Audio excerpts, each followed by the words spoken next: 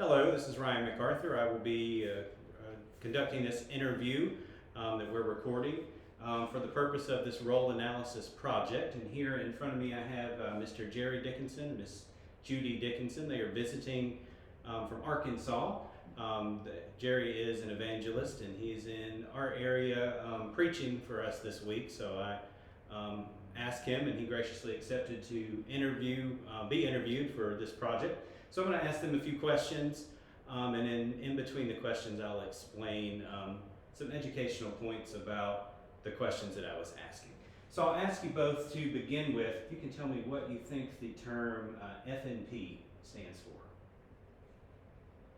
What is it? FNP. FNP. I don't know. You? My brain is going around. Oh, it's completely fine. So I'll explain to you what that acronym, what it stands for is Family Nurse Practitioner. Okay. Oh. So if you see at the end of any nurse practitioner that you might see, it says FNP or sometimes FNP-C for certified. So it stands for Family Nurse Practitioner. And you can tell me what do you feel like that their job role is? What does a family nurse practitioner do? I would assume that I don't look upon them as being probably my doctor and would know, I could tell them what's going on with me and they would know what to do. They would have the Sure. background to know. Sure. Kind of a hands-on person too. Yes. Kind of an intermediary between the doctor and the patient. Sure, good answers for sure. So as we said, that stands for Family Nurse Practitioner, and their job is primarily in family medicine. So a family nurse practitioner then would see any kind of primary care patient the same way a physician would. And depending on the state that they're in, it depends on their role a little bit. So there are some states like Georgia here where we live is the most restrictive on some of the things they can do. I believe Arkansas, where you live, is kind of in the middle, so they're able to do a few more things than they are in Georgia. Texas, where you're from, is just as restrictive as Georgia is. And then everything west of Texas almost is independent practice, so they would do just about anything your physician would do. What differentiates them a little bit is that they look at a whole person more like a nurse would instead of the medical model where they just treat diseases and prescribe medicine.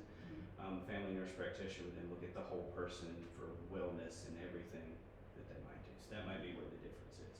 So the second question then would be, do you feel like a family nurse practitioner can diagnose an illness? I'm sure I'm sure he or she could. Yes. Yes, in fact, For sure.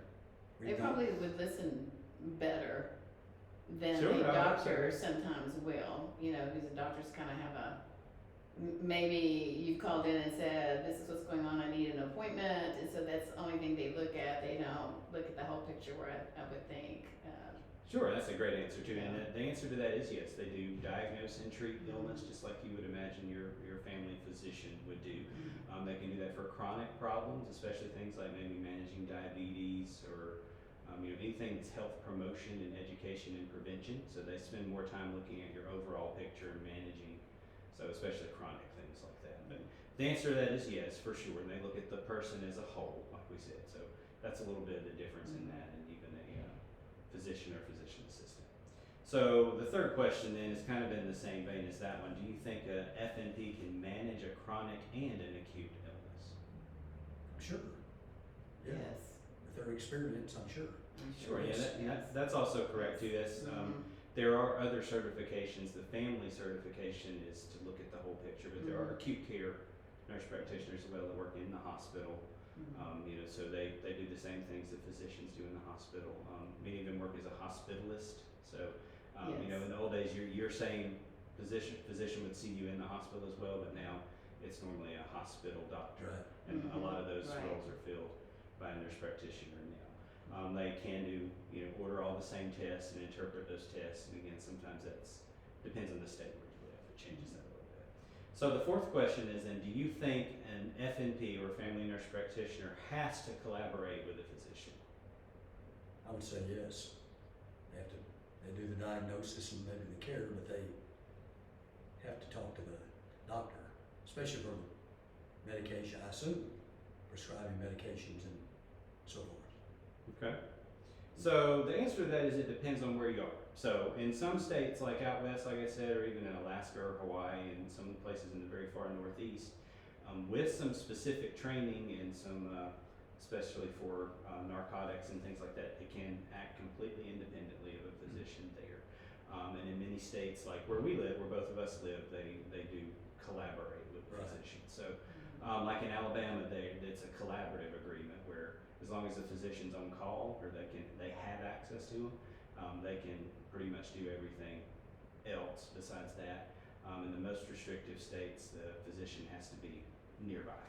So we are in a restrictive state here, and then, like I said, where you live is kind of in the middle. So as long as they have somebody on call. So question number 5 is, can an FNP order a diagnostic test? And what that means is something like a lab work or an X-ray, CT scan, or something like that.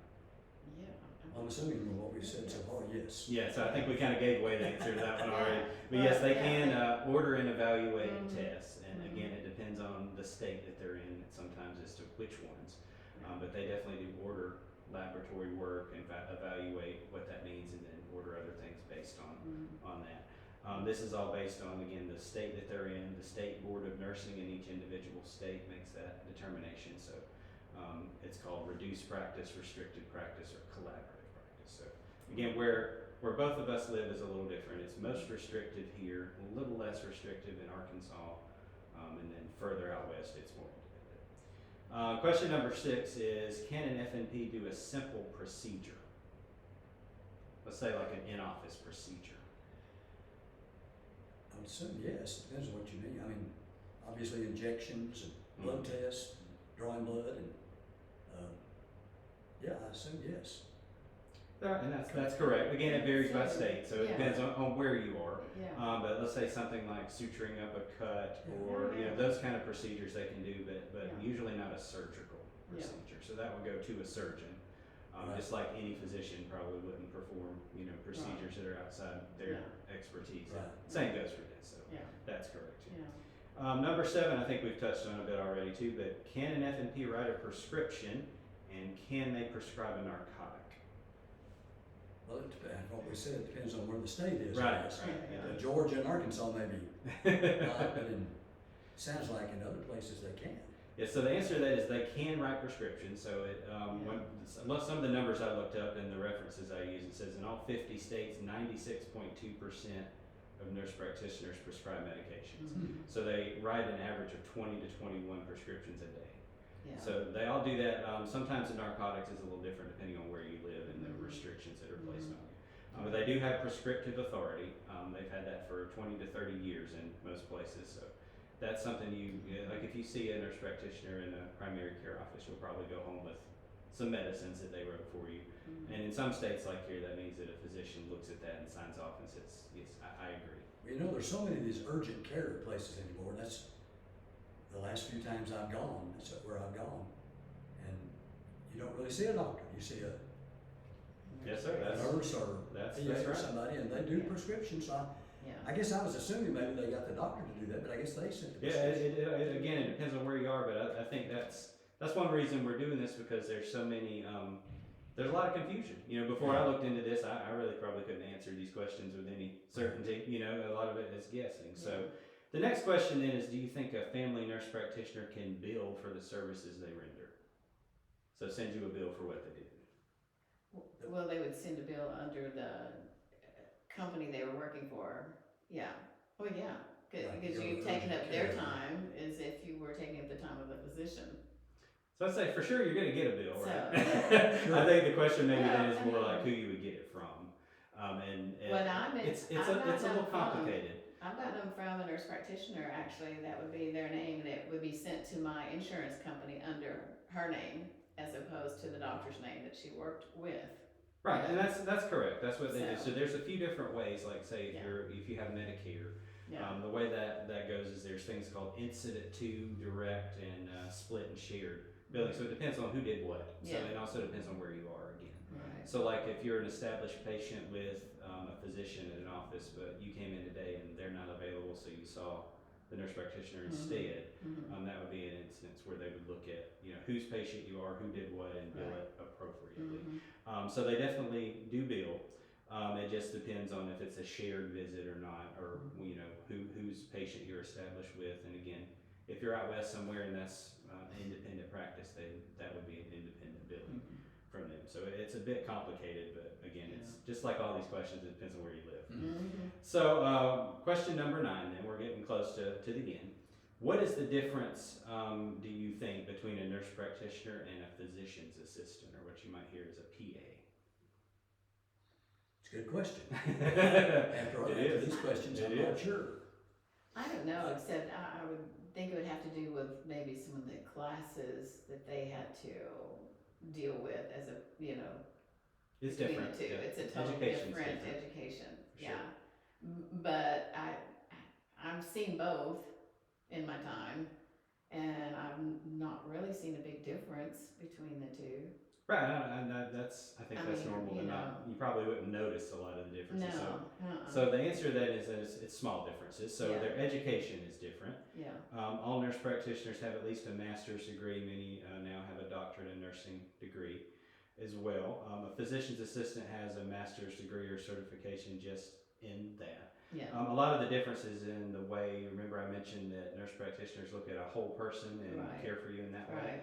A physician assistant is based on the medical model, which is a little different. So they're just treating your disease and not so much Right. the person. Yeah. So that's one difference. That's true, because in Texarkana, I had a dermatologist that I was going to.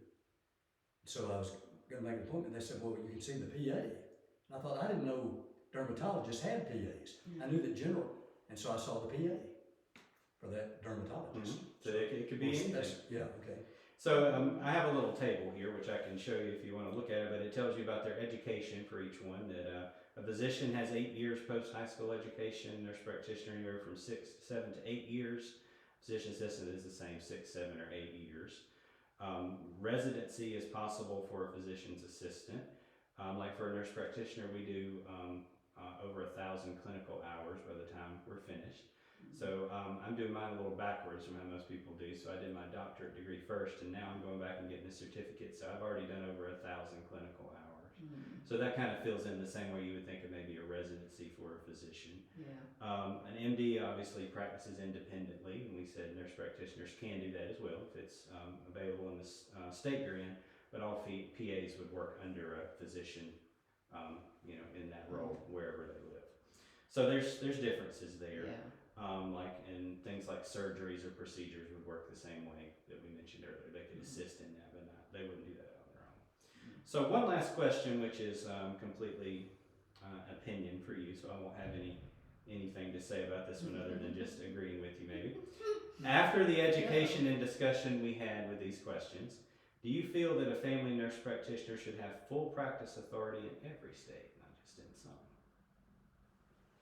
I would think so, I yes. think so, yeah. Definitely. Yeah.